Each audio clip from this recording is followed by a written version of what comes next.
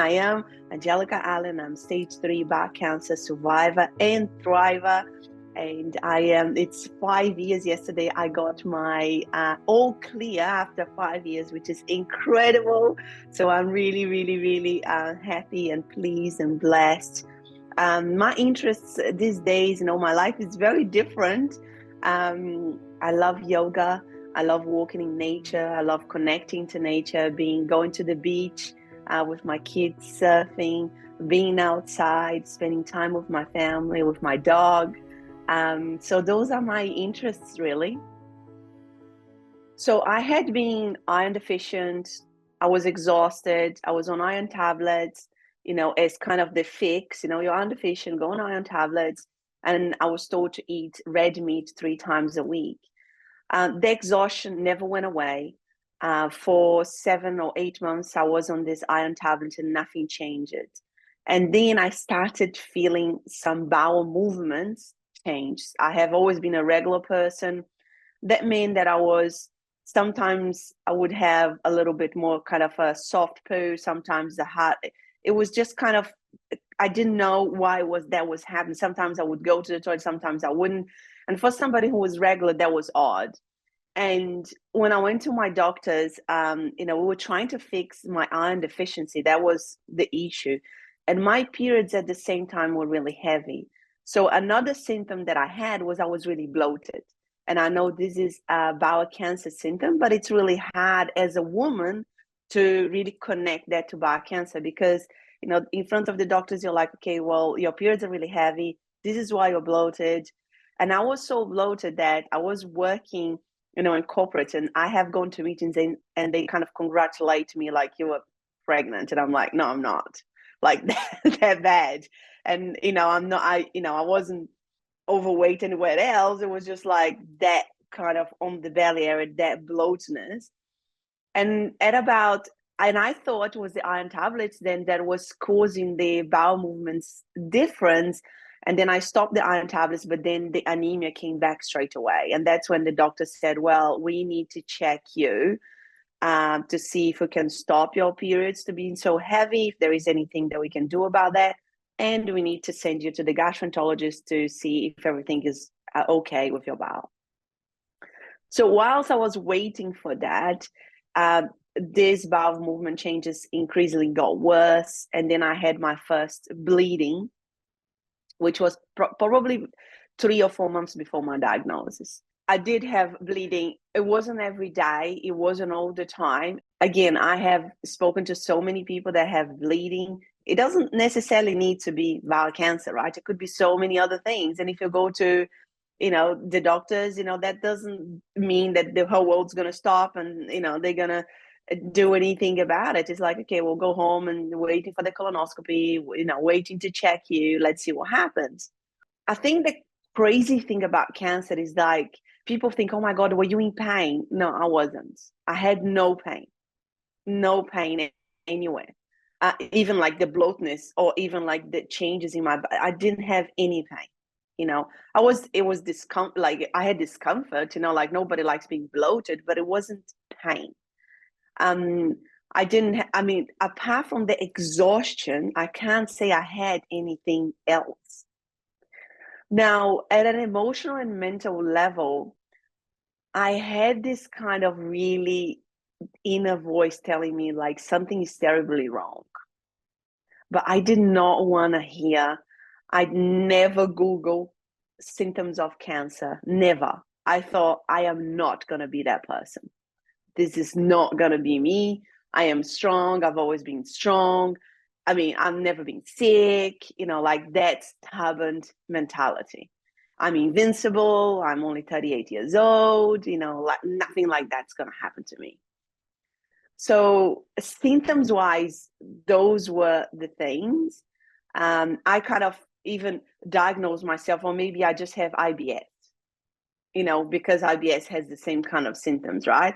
I looked on Google. I literally never allowed myself to look on Google for cancer. But everything that I looked, I was like, yeah, I think I've got IBS. That's it. And then when I came back from the holidays, I was like, yeah, now the movements in the bowel, like, are really kind of all over the place. And she said, okay, well, let's just, get on with this. And then one day I woke up, and I just before I say this, I want to say that the exhaustion that I felt was beyond like I mean, I don't even know how I went to work every day, how I functioned. And I know a lot of people, might be listening to this, maybe because they feel that they have any symptoms, like the exhaustion, we are very, very concerned, very ashamed to go to the doctor and say, I'm exhausted, because we think, well, who is not? Like everybody's exhausted, right? I was a mom working full time, 2 young kids. Who's going to go to the doctor and say, I'm exhausted? Like, but the exhaustion was like on a Saturday, I would watch a movie with my kids in the afternoon. I would pass out like in the sofa. I would go to another world. I would get up. It wasn't a nap. I was just like, I would get up and thinking like, where am I? Like that sort of exhaustion. And I kept pushing through. And I think that is so many people that I have spoken to with cancer, the exhaustion is always there and people keep pushing through. I never had a sick day. I was still pushing through all of it. But at home, I was a grumpy mother, a grumpy wife. I was very stressed because my body was in survival mode. I used to cycle to work like 8 kilometers, not every day. It's sporadic, and I wasn't doing exercise all the time, but I remember sometimes I would feel like I'm breathless. And I'm like, why am I feeling breathless? Like, I'm like so young. Like, why am I feeling breathless? Like, though the signs that our bodies give to us are so subtle that it's so easy to ignore. It's so easy to think like, oh, that's nothing. And I think we're very good at keep pushing through despite the exhaustion, the symptoms, and all of that, because our bodies are so resilient. I mean, if anybody has gone through anything like chemo, they know, what that is like. Like for anybody to survive that, that's incredible. So I think that it's just really acknowledging, like, if stopping and thinking, like, this is not right. Like, I can't.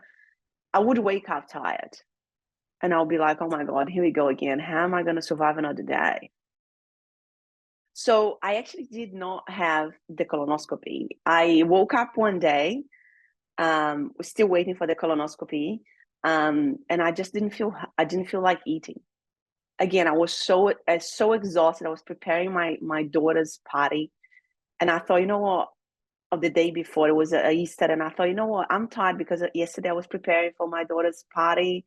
Like tomorrow is going to be a better day. And when I woke up, I was still exhausted to the point that I did not feel like eating, which is really rare for me because I'm always hungry and I always eat a lot. And after that, I said to my husband, like, you need to drop me at the emergency. Like, I just had this moment. It was like a moment of like God speaking to me, like, this is it. Like, you need to go to emergency. As I went to the emergency, they saw my paperwork. There was nothing wrong with my bloods. Nothing. Nothing. No tumor markers, no elevated white cells, nothing wrong with my bloods. They look at me, I'm 38 years old, I look like this, no like precondition, like no family history of really cancer. I mean, my grandmother had stomach cancer, but that's it. They're like, what are you doing here? Like, there is nothing wrong with you. I know you're waiting for the colonoscopy, you just have to wait. I said, look, but I just don't feel hungry. I mean, they were doing their jobs. Like, I really understand, like, they can't put everybody through the CT machines. CT is radiation. Of course, there is a cost involved. There's so many, you know, uh, um dynamics around this. I really think that doctors are doing the best they can, and they really need to assess the situation as a whole. They look at me and they think, well, I know that you might be waiting for a colonoscopy and to see the gynecologist, but right now there is nothing wrong with your bloods. There's nothing wrong with you. But I kept saying to them, I just really don't feel like eating. Like, this is not normal and I can't go on like this. And then after an hour of questioning me and asking me, everything about my history. And really, I think for them also these days, they need to understand if the person doesn't have like just anxiety or, you know, some sort, because a lot of people have, no, I've got pain in my tummy, and the doctor was open to me. I said, I've got to make a real assessment here because I can't put everybody through the CT scan. When he put me through the CT scan, he was like, "Oh my God, like no wonder why you're so bloated. I can't believe you're still standing." So the scan was showing that on my right side, my bowel was packed with poo. And closer to the rectum, my bowel had gone inside itself. At that point in time, they were like, we're not jumping into any conclusion that this is anything sinister. This could be at the time of the CT, because the bowel is almost moving. That could have happened. It could be a polyp. Let's just, because there was nothing else. There's no other pieces in the puzzle, right? Like the bloods were still showing I was a healthy person. So for them, it's like, yeah, of course we need to get rid of this poo. Of course you're constipated. There is an issue there, but we just need to see what it is going to be. And then they said, do you want to go home? And I'm like, nah, I'm not going home. I said, I still feel sick. So I kept feeling queasy. I kept feeling like I don't want to eat. I feel, I don't feel well. And they were giving me medication for nausea to see if they could help. And it wasn't helping. And by then I was already on a drip, and they were like, okay, well, let's see what happens. We might get you to do an urgent colonoscopy tomorrow. But the more I stayed there for the one night. The next day, how you feeling? The same. And then they start saying, okay, well, we need to start thinking that this is more serious than we think. They couldn't really go in because I had all this poo backed up. They couldn't really get rid of this poo because closer to the rectum, my bowel had gone inside itself. Even though one of the gastroenterologists suggests, I can give you some thing to loosen your poo. And if she had done that, I would have died because it would have gone through that and it would have just exploded with the pressure, because that's where the cancer was. I was blessed, God was looking out for me. A senior consultant look at my paperwork from home, and he said, guys, it is cancer. It is stage 3. And I think I can come in tomorrow and do a laparoscopy surgery instead of opening her up, in half, which for them, they kind of were already entertaining the idea, but I could see the surgeons, they were scared. I could see in their faces, they were like, this is not going to be a good surgery because you have all this poo backed up there. And if that goes everywhere, you can just die. And I didn't even, so basically he came in, did an emergency surgery. I didn't even see him. And when he came out at night to tell me, about the surgery, you could see he was at a total different level than everybody else that I had seen. He was a completely different level of competency. And he said, the operation went really well. And it was really scary because when I went in, my poor husband, had to say goodbye, not knowing if he was going to see me on the other side. When it's an emergency surgery, it's always it's really dangerous because you have all this poo there. We're going to try to do a laparoscopy, but if we can't, we're going to have to open you up and you might end up with a colonoscopy bag. So, we are going to try, but it's not guaranteed. And it is, it was a very complicated surgery. It was, they said to my husband, my husband said, oh, should I wait around? They were like, sorry, mate, you just have to go home. It's going to be a long one. It was rough. It was laparoscopy, which is much better than, of course, if they had opened me up. But it was a major surgery. I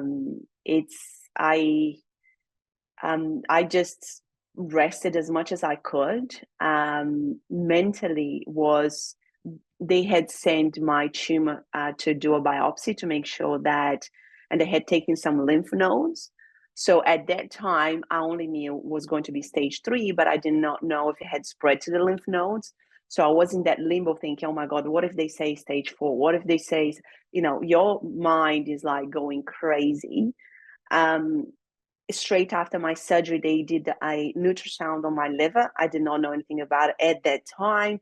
They were looking at my liver for an hour. I had a little cyst on my liver, which I'm pretty sure it was already, the cancer spreading. But because it was so small, they're like, look, we can't see anything. It's a very small cyst. So, but at that time, I was literally coming out of like going into emergency, coming out 4 days later, you have cancer, and in a month's time, you have to have chemo. I mean, your life goes like, what is going on? Like, it was hours on end, and I hadn't eaten for 4 days by then. So I was incredibly weak as well because, was that kind of in the limbo as well of, if we need you to do surgery, you can't eat. So when he came out, he said to me, the surgery went really well. I had a very good look around all your organs, and your liver looks good, everything looks well. But has anybody told you what we found? And I said no. And he said, yeah, we definitely found a tumor.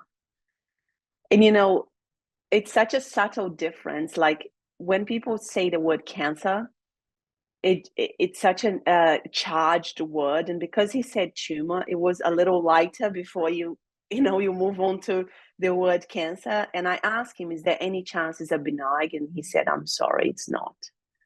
It's definitely stage 3, and you're going to need 6 months of chemotherapy. The tumor was right there at the end, of the passage. So it's kind of, there was nothing they could do. And me feeling unwell and queasy, and they kind of said, we just need to do something about this. When I kind of thought like kind of this feeling of deep inside, there's something wrong, like terribly wrong. I had moments that I thought, maybe I do have cancer, but I just did not want to accept it. I just did not want to be that person. I'm just like, I'm not sick. I can't have cancer. I think that in society, there is a massive stigma around cancer. And I think that when people are diagnosed with cancer, I feel that people see you as a failure. And I see that people see you with pity. And that was one of the hardest things to overcome, especially at the beginning. Like, oh my, they look at you with such pity, and you're like, why are you doing that? I think until you have it, and when you start telling people, it's almost like you're ashamed of it. Something like that you caused yourself, or it was. I mean, I was told it was bad luck by the doctors. I said, there's no family history. Like you said, I'm sorry, it's just bad luck. So I feel that there is a lot of stigma, especially when it's like that. It's bad luck. Like there is nothing. But I do think it wasn't bad luck. I do think that I contributed a lot to it. And I think that a big part of a cancer diagnosis, it is a wake-up call, and it's an opportunity for anybody to change their lives completely, because nobody gets to the point of having such a serious disease like that out of bad luck. I really don't think that. So I was told that I had to start chemotherapy straight away, like a month later. And I'm like, oh my God, how is my body going to recover, in 1 month? They're like, nah, you'll be fine. Don't worry. Major surgery, and it's crazy. And the surgeon left all this poo there. So he took he was incredible. He took the tumor out, rejoined my bowel. So he didn't have to really touch any of the poo, which was dangerous. And it's incredible what he's done. So I had to pass all of that afterwards, which wasn't fun. And I was told, like in a month's time, you need to start chemotherapy. So chemotherapy was supposed to be 12 sessions of Folfox, and which is a combination of 2 drugs. I would go in on a Friday, I'd take one of the drugs, and I would come home with a little bottle, a baby bottle, that would be slowly releasing the other drug until Sunday. So I would be hooked up for 48 hours into chemo. And I was supposed to have that every 2 weeks. Now, there is no way, I don't think anybody can actually take that. It's a very, very strong. I was told by my oncologist, because you're very young, because you don't have any family history, I'm going to give you the strongest chemo your body can take, because I need to make sure I zap everything inside your body, to kind of increase your chances of survival. It's my body at the beginning was rough. And I think that it wasn't only because of the cancer, it was because I had been burning myself out from both ends for so long. And I think that that's also very important to highlight, for people who are listening to this, is, the cancer is just the consequence of what it's been happening for many, many, many years. And as I found myself in that situation, I realized, after my first session, which I was on this Sunday, when the nurse came to disconnect me, she looked at me and said, "Oh my God, you don't look good."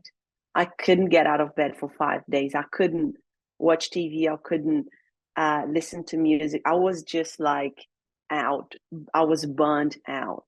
And I think also for me was focusing on, all the positives that I was going through. I'm in a first world country. I'm receiving the best treatment. The nurses were incredible.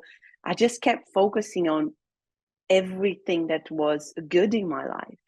I've got my kids, I've got my husband, changing like everything into gratitude. I didn't spend any time, watching the news and watching other people's story, or the cancer stories that were not positive. I would spend all my time watching stories like, okay, well, this person had stage 4 cancer, they survived and they thrived. Yeah, I'm watching that. I spend all of my time in that space. And I think that's so important for you to protect your energy during cancer treatment, because the physical battle it's hard, but the mental battle is much harder. So I had scans every 6 months. I had my first colonoscopy after treatment, and they found a polyp, 3 polyps, and they said, okay. And I said, I've just gone through 12 sessions of chemo. Didn't the chemo kill the polyps? Oh no, the chemo only kill fast growing cells. It wasn't interesting. I know. So because I had polyps, I had to have colonoscopies every year. And then by the time I had my last one was in 2021, and they found no polyps for the first time, and they had a really good at the area of the surgery as well, which was really good. And they've given me for the first time 5 years, which was incredible. Oh my God, I did not expect that. And funnily enough, it was the surgeon that did my emergency surgery that did it. And when he gave me that, I was just like stoked. I was so happy. I was like, oh my God, I was hoping for 2 years, but 5 years was incredible. That cyst that I had in the liver is gone. They never really worried about it, but I did, and I wanted that cyst to be gone, and it was gone. And yeah, after my treatment, because I had so many issues with my period and heavy periods, I did decide to have a partial hysterectomy, because during chemotherapy, I was the only patient who had a bleeding. They had told me that I was going to go into menopause, and I didn't. I had a bleeding that almost killed me. I ended up in hospital, and they couldn't stop the bleeding. So for me, it was a kind of, again, I had to push for that. I said, look, what are the chances that I'm not going to go back to having heavy periods and then, having anemia? And I really believe that taking iron tablets is really harmful for the gut, because I did that for a whole year. Plus, I was told to eat steak 3 times a week. That really accelerated my cancer. I am absolutely sure about that. So I did not want to go back to taking iron tablets. So I had a partial hysterectomy. They've taken my wound and my cervix, and they left my ovary. And again, I had that 3 months after chemo. I jumped out of bed. 2 weeks later, I was totally fine. Actually, 6 weeks, I couldn't do exercise. They told me 6 weeks, but I was just so fit that I just bounced back completely from that surgery as well, which was a pretty major surgery. I think see cancer as an opportunity for you to rewrite your story. Just let go of the things that don't serve you. It's a pretty big wake up call. You can't keep doing what you've been doing because clearly it hasn't worked. It is a shake. It's like, okay, I've got to rewrite the whole thing. It's almost like you need to learn how to walk again, how to talk again. And it's in every area of your life. It's not only about looking after your body, but it's like looking after your thoughts, your mind. Like I said, about the stress, the resentment, the anger. Is this serving me? And at the beginning, I think it's important to highlight, you might not be able to do that for you, but I at the beginning, I couldn't do it for me because I didn't have a connection with myself. I didn't love myself. I didn't know who I was, but I did it for my kids. I wanted them to know and to look to me and think, if I die, if I had died, I wanted my kids to know that I tried everything I could every single day to survive. I just wanted to leave that message for them.